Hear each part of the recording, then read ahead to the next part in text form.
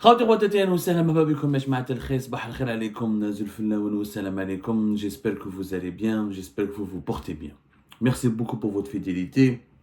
Merci beaucoup pour les échos et les réactions que vous nous faites parvenir. Merci beaucoup pour le buzz que nous suscitons grâce à vous. Les deux émissions que nous avons réalisées exclusivement à propos du livre de Hamid Seyed, le livre inédit, très précieux, que nous avons obtenu en exclusivité, pratiquement avant que tout le monde ne puisse en parler. Il vient d'être à peine mis en vente. Il n'est pas encore disponible en Algérie. Nous nous sommes procuré le livre. Nous avons rencontré l'auteur, avec lequel d'ailleurs nous allons bientôt réaliser plusieurs interviews. Hamid Seyed de Kabylie à Paris, l'histoire secrète d'un Algérien devenu honorable correspondant. Comme je l'ai rappelé dans les deux émissions précédentes, dans ce livre, l'Algérien Hamid, franco-algérien, parce qu'il est français aujourd'hui, il est venu en 1980, originaire de Azazga dans la wilaya de Tizi Ouzou, ce Kabyle, cet Algérien qui a réussi de façon flamboyante dans le monde des affaires à Paris, où il est aujourd'hui propriétaire avec sa famille de plusieurs dizaines, d'une dizaine de brasseries parisiennes, plus de 17 jusqu'à 17-18, plus d'autres investissements dans l'immobilier ou dans l'hôtellerie et dans la restauration. Il était la source des services secrets algériens, la source des services secrets français. Pas la source réellement, il était l'émissaire, plus exactement. Grâce à ses connexions, il a été recruté dans les années 90 par les services secrets français, à la fois et les services secrets algériens, pour qu'il joue le rôle d'émissaire entre les deux appareils sécuritaires, où il jouait le rôle, où il était le couloir informel pour échanger certaines informations très sensibles qui ne devaient pas passer par le couloir ou le circuit formel, afin de mieux lutter et démanteler les groupes armés terroristes islamistes et lutter ensemble. Les deux pays étaient confrontés à la menace du terrorisme islamiste, et les deux pays ne voulaient pas se laisser faire ni se laisser dominer par la menace islamiste. Nous avons raconté pas mal de choses sur le livre de Hamid Seyed. Je veux parler aujourd'hui d'un autre chapitre, d'un autre aspect concernant la vie secrète parisienne de Abdelmajid Tebboune. On ne connaissait pas, très peu d'Algériens. Les Algériens et les Algériens ne connaissent pas très bien la vie de Tebboune. Parce que Tebboune, il est venu, comme je l'ai dit encore une fois, comme un accident de l'histoire. Il a fait irruption sur la scène politique en 2019. On le connaissait en tant que ministre de l'Habitat et de l'Urbanisme depuis 2012.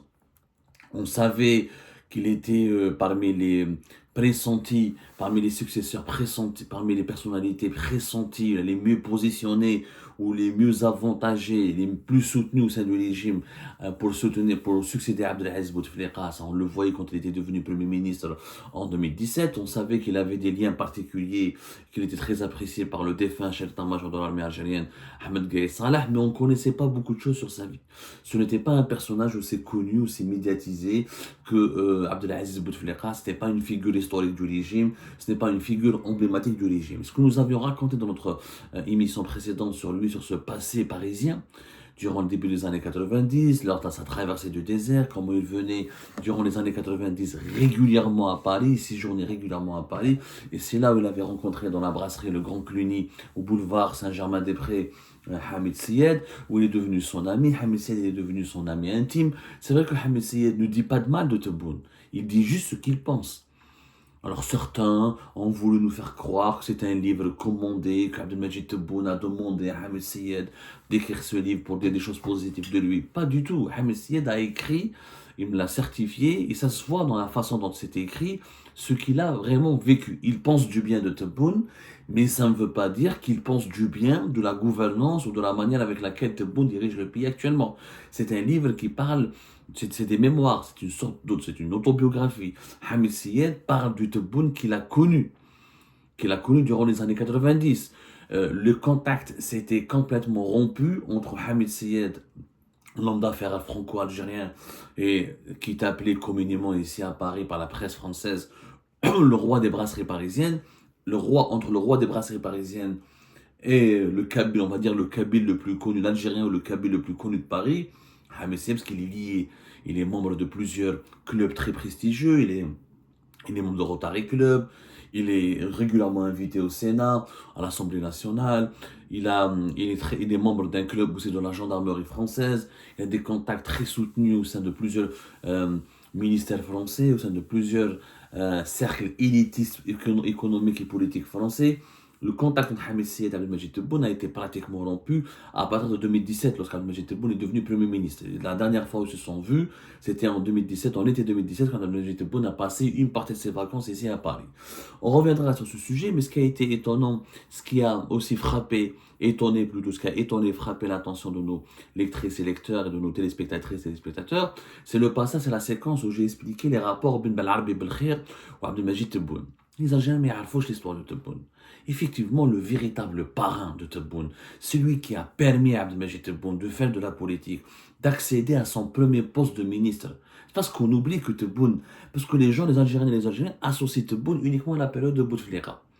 La majorité écrasante des Algériennes et des Algériens pense que Tebboune a émergé et est devenu ministre qu'à partir de 2001, où il a commencé à être ministre de l'urbanisme et de l'habitat en 2001. قبلها كان ministre, بعد كان est devenu ministre de l'habitat et de l'urbanisme de façon plus pérenne, plus durable à partir de 2012 jusqu'à 2017 où il est devenu Premier ministre. Mais on oublie que Tebboune a existé avant 2001. Qu'il existait avant 2001. C'est ce que les gens ont du mal à se rappeler. Qu'il était d'abord, son premier poste, c'était ministre délégué aux collectivités locales en 1991. Il a été ministre délégué aux collectivités locales de 18 juin 1991 au 22 février 1992.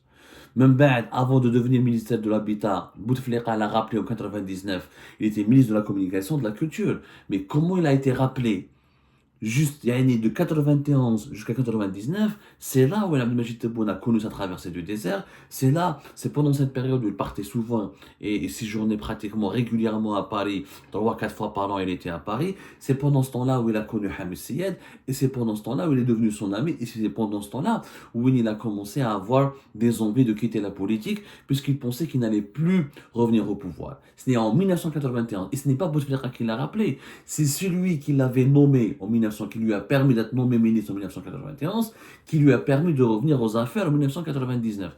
C'est toujours l'Arbi Belkhir. La carrière de Tebboune, elle est extrêmement liée à la carrière de l'Arbi Belkhir, Allah yarhamou. Alors, l'Arbi Belkhir, pourquoi et comment? Une petite explication s'impose avant de revenir au livre de Hamid Seyed.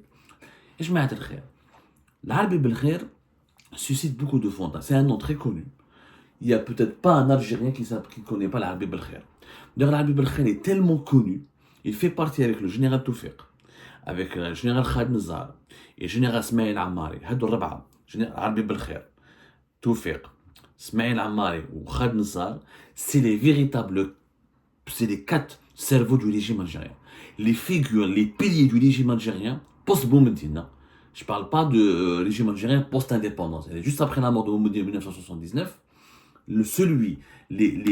ceux qui ont façonné le régime algérien, qui lui ont permis de survivre, qui lui ont permis d'exister, qui lui ont permis d'être ce qu'il est aujourd'hui, ce sont ces 4 personnages. Khaled Nzar, l'Arbi Belkhir, Général Toufiq, Général Smaïl Ammari. Huma les 4 généraux qui ont façonné le système. C'est lui qui veut connaître le régime algérien, comment il pense, comment il agit. Jusqu'à aujourd'hui, les pratiques du régime sont issues directement de la doctrine qui a été façonnée par ces 4 personnages. L'Arbi Belkhir, c'est le plus puissant, le plus intelligent de ces 4. On parle, si Toufiq, l'Arbi Belkhir, il avait plusieurs surnoms, le parrain, le cardinal, la matrice secrète du régime algérien. Il avait extrêmement beaucoup de surnoms, tellement il était connu pour être le véritable maître des intrigues du régime. L'Arbi Belkhir, c'est lui qui a dessiné l'architecture du système. Sans l'Arbi Belkhir, Khaled Nzar n'aurait pas pu exister, Général Toufiq n'aurait pas pu exister, et un Général Toufiq. Il doit toute sa carrière à l'Arbi Belkhir. C'est l'Arbi Belkhir qui l'a ramené à la tête, qui lui a permis d'être à la tête du DRS. C'est l'Arbi Belkhir qui l'a aidé quand le général Toufiq était la 2e légion militaire des années 70 à côté de Chadli Ben Jdid. C'est l'Arbi Belkhir qui lui a ramené en 1987, d'être nommé à la présidence de la République dans un poste qu'on appelait le département des affaires de défense et de sécurité. Et c'est l'Arbi Belkhir qui lui a permis ensuite, d'être le succédé au général Betchin à la tête du DRS. On oublie souvent, mais c'est Chadli Ben Jdid qui a dissous la sécurité militaire pour créer le fameux département de renseignement de sécurité à partir de 1989, et en 1990, c'est Général Toufik qui a pris les rênes du DRS des services secrets algériens jusqu'à 2015, date de son admission, de son départ à la retraite sous l'égide à l'époque de Abdelaziz Bouteflika. L'Arbi Belkhair et Général Toufik étaient extrêmement liés, extrêmement amis, et leur carrière a été extrêmement liée. Toufik, il a évolué dans l'ombre de l'Arbi Belkhair. L'Arbi Belkhair était le proche du colonel Chadli Benjedid et son chef d'état-major. L'Arbi Belkhair était le directeur de cabinet. Ce qu'on oublie, il était directeur de cabinet de Chadli Benjedid et le directeur de cabinet de Abdelaziz Bouteflika. Il était le directeur de cabinet de Chadli Benjedid entre 85, si je ne me trompe pas, 86 jusqu'à 89, voilà, de 86 à 89. Ensuite, il est devenu ministre de l'Intérieur en 1991 et de 2000 à 2005, il était le directeur de cabinet de Abdelaziz Bouteflika. Donc, Toufik, Smaïl Ammari, Khaled Nazar ont tous évolué dans l'ombre de le maître des intrigues, le cardinal, l'Arbi Belkhair. Pourquoi on l'appelle le cardinal? Bon, il a une histoire très compliquée, on ne peut pas la résumer en une seule émission, il faut plusieurs émissions. L'Arbi Belkhair aurait mérité un livre. Franchement, je pense que les chercheurs, les historiens ne s'intéressent pas beaucoup à l'Arbi Belkhair, alors qu'ils devraient s'intéresser à lui, parce que c'est lui le cœur battant. L'Arbi Belkhair avait une réputation de grand manipulateur, ou de celui de grand décideur, à partir de 1979, quand son ami, Chadli Benjedid, a été désigné président de la République. Il a été désigné président de la République dans un endroit, ça s'appelait l'INITA à l'époque, l'école nationale, l'INITA, l'une des grandes écoles. À l'époque, c'était l'École nationale des ingénieurs et techniciens d'Algérie. C'était lui qui commandait l'école. Et le conclave, la réunion de l'armée, les décideurs de l'armée, s'est tenue dans l'école, sur le lieu qui était dirigé par l'Arbi Belkhair pour désigner Chadli Benjedid. Chadli Benjedid, l'Arbi Belkhair, était très proche. D'ailleurs, on dit pas, je l'ai pu certifier, les femmes de Chadli Benjedid, les épouses de Chadli Benjedid, l'Arbi Belkhair, étaient comme des sœurs. Elles se fréquentaient, étaient des grands amis. L'Arbi Belkhair était quelque part le chef d'état-major de Chadli Benjedid. D'ailleurs, Chadli Benjedid, c'est lui qui, dès qu'il va arriver au pouvoir, c'est lui qui va nommer l'Arbi Belkhair général et le colonel. À l'époque, on est dans les années 70, il n'y avait pas beaucoup de généraux dans l'armée algérienne. Le pays était encore, ça fait même pas 20 ans, 30 ans après l'indépendance. On a commencé à avoir des vrais généraux. Les grades de général, on a commencé à entendre parler qu'à la fin des années 80, début des années 90.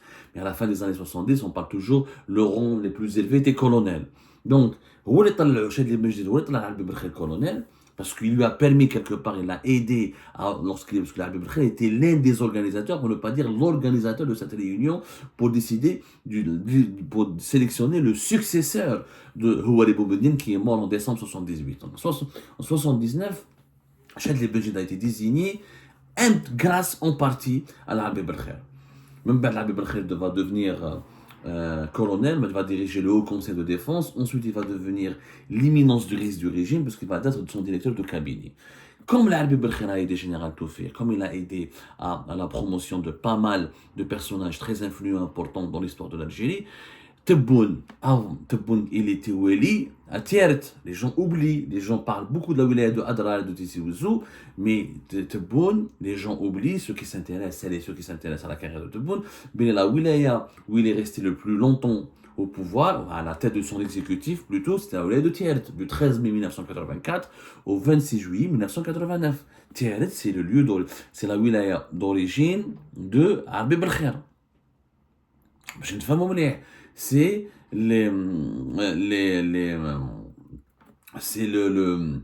c'est le berceau de l'Arbi Belkhair. L'Arbi Belkhair est le fils d'un notable de la région de Falanda, la wilaya de Tiret. Il est né en 1938 dans la wilaya de Tiret. Il est issu d'une tariqa, d'une grande famille là-bas dans la région. Son père était très proche du colonisateur. Vous dire la vérité, sont proches. Plusieurs sources historiques l'affirment. Le père de l'Arbi Belkhair était très proche, c'est un caïd, c'est-à-dire c'est un notable qui collaborait activement avec les forces du colonialisme français. D'ailleurs, c'est ce qui lui a permis ensuite de faire une école militaire en France. C'était l'Arabie Belkhair traîne une réputation sulfureuse, comme Nzar et d'autres, mais surtout l'Arabie Belkhair, parce qu'on estime qu'il avait toujours gardé des liens importants avec la France et les services secrets français. Il a été parmi les premiers officiers militaires algériens formés par la France. Et ça, comme l'Arabie Belkhair mériterait un livre, mais je ne peux pas tout t'expliquer en une seule émission. Il a fait donc une école militaire importante en France.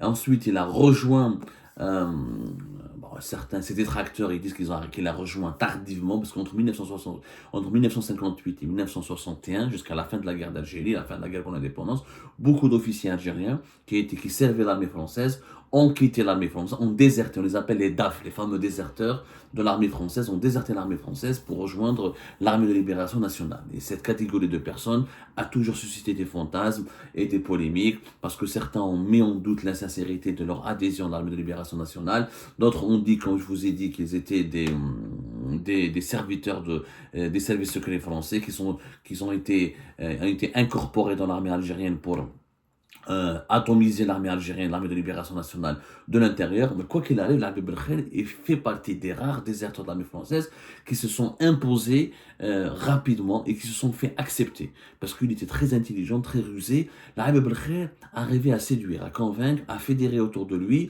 Il a toujours joué le rôle de celui qui négocie les compromis entre les différents clans du régime algérien, celui qui conseille, parce qu'il avait un certain niveau d'instruction.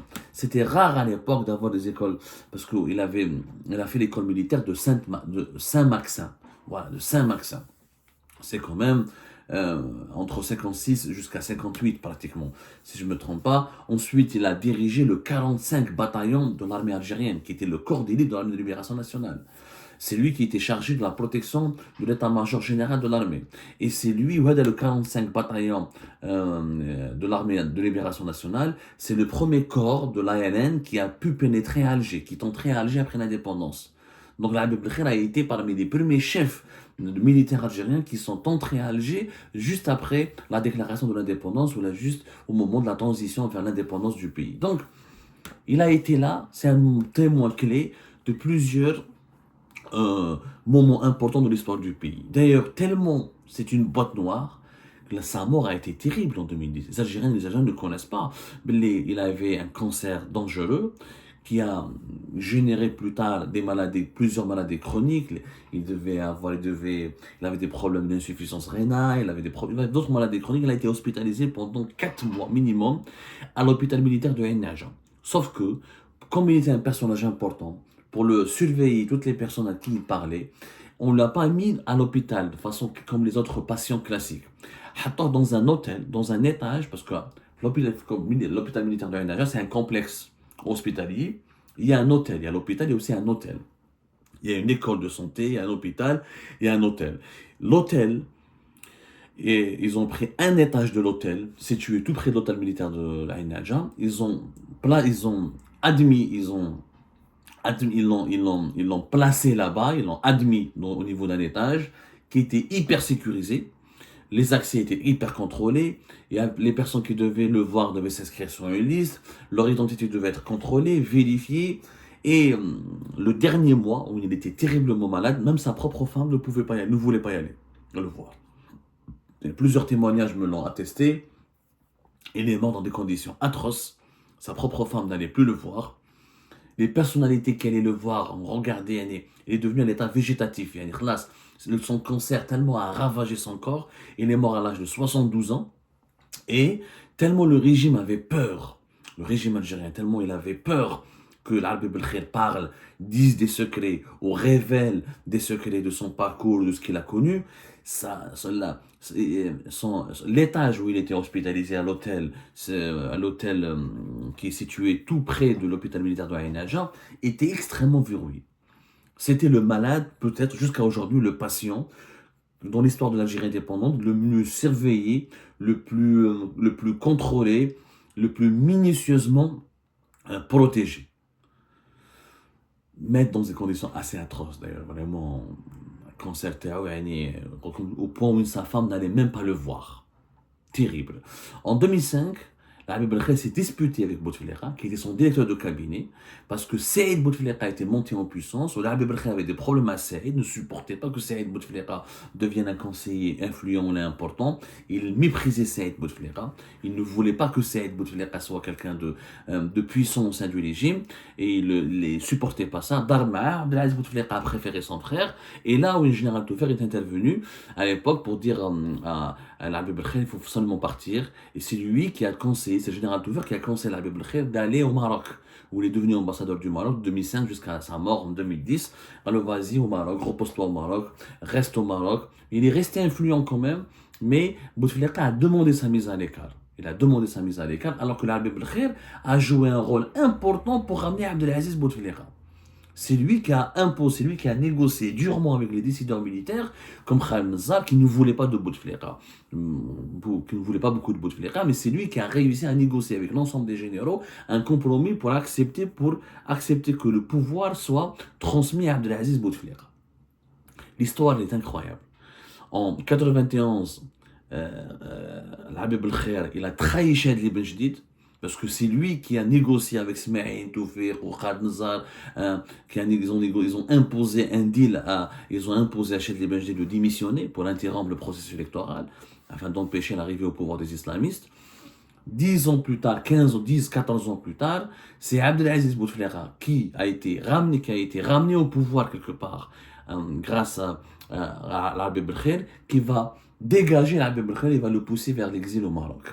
Il y a une chouf où le pouvoir, surtout comme le pouvoir n'est pas éternel, les illusions du pouvoir sont très dangereuses. Le pouvoir te donne l'impression que tu es éternel, que tu seras toujours le plus fort, tu seras toujours le plus puissant, mais ce n'est pas vrai. Je vous raconte tout ça, c'est important parce que la carrière de Tebboune et de l'Habib El Khair est liée. L'Habib El Khair qui est ministre de l'Intérieur, 91-93, c'est là où Tebboune a été placé comme ministre délégué aux collectivités locales.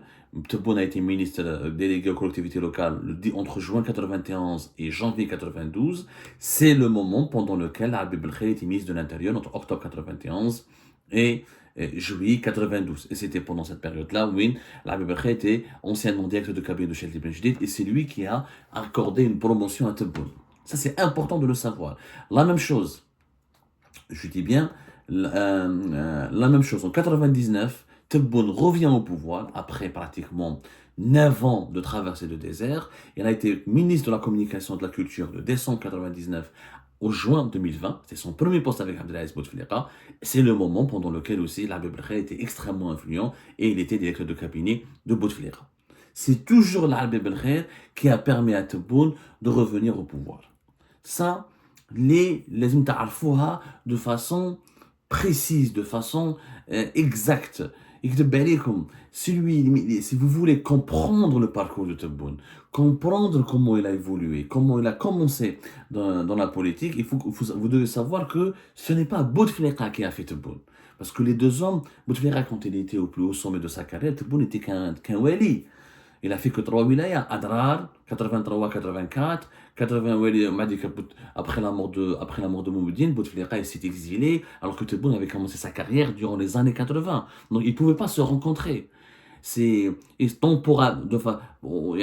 La temporalité des parcours des deux hommes ne pouvait pas permettre à Abdelaziz Bouteflika de connaître Tebboune. Tebboune a commencé sa carrière dans les années 80. Bouteflika n'était pas en Algérie, sa traversée du désert, il était condamné, rejeté par le régime algérien, il avait beaucoup de problèmes. 83-84, Walid Adrar, Tebboune. Tied 84-89, Tied berceau de l'Habib El Khair. Donc c'est là où Tebboune a prospéré, à Tied, dans la région même où Tebboune était, dans la région même qui a vu la naissance et qui a vu l'enfance et la jeunesse de l'Habib El Khair, la région de Tied. Et encore une fois, c'est un notable de la région. Ce n'est pas n'importe qui. Il est issu d'une grande famille. Il est issu d'une grande famille de la Zawiya qui s'appelle la confrérie Derqawa. La Derqawa, معروفة في تيارت, وجماعة تيارت peuvent nous le confirmer. Ensuite, ministre délégué aux collectivités locales, au moment même où Habib El Khair était ministre de l'Intérieur, et la traversée du désert va durer jusqu'à ce que l'Habib El Khair puisse le rappeler et lui donner un premier poste de ministre.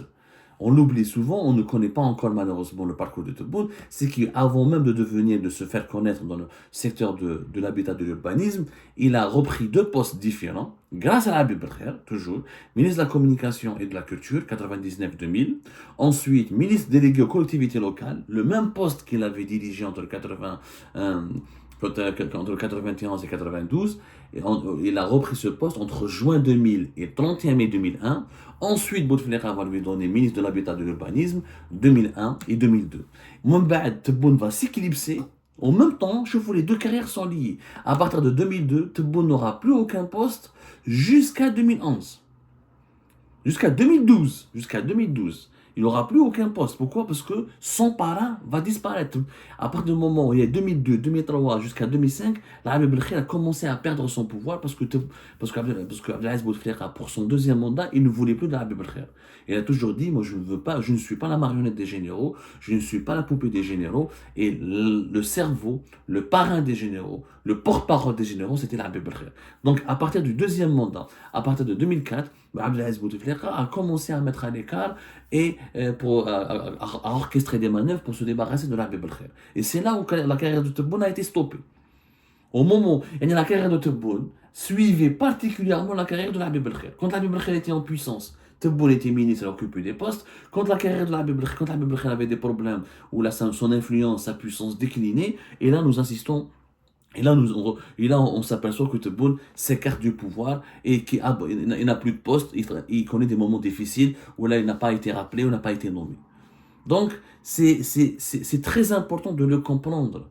Et là, encore une fois, quand on voit que Tebboune est président de la République et qu'il risque d'avoir aujourd'hui son deuxième mandat, on ne peut finalement que s'incliner devant le génie de l'Habib Belkher. L'Habib Belkher l'a identifié depuis les années 90. Depuis 91, l'Habib Belkher a misé sur Tebboune. Son poulain, le poulain de l'Habib Belkher. Bouteflika, c'est l'Habib Belkher. Chadli Ben Jdid, c'est l'Habib Belkher. Et Abdelmajid Tebboune, c'est aussi l'Habib Belkher.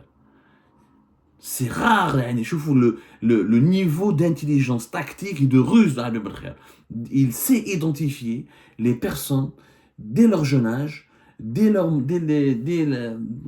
début. Il sait si ces personnes-là peuvent devenir présidentes, si ces personnes-là peuvent devenir puissantes et importantes pour le régime, ou là là là. Il les place, il les forme, il va les parrainer, et même après sa mort, ses poulains, ses produits vont lui survivre. C'est pour cette raison que je vous dis, et je vous le répète, celui qui veut comprendre, qui veut connaître le régime algérien, doit absolument connaître et comprendre le parcours et la vie de l'Habib Belkher.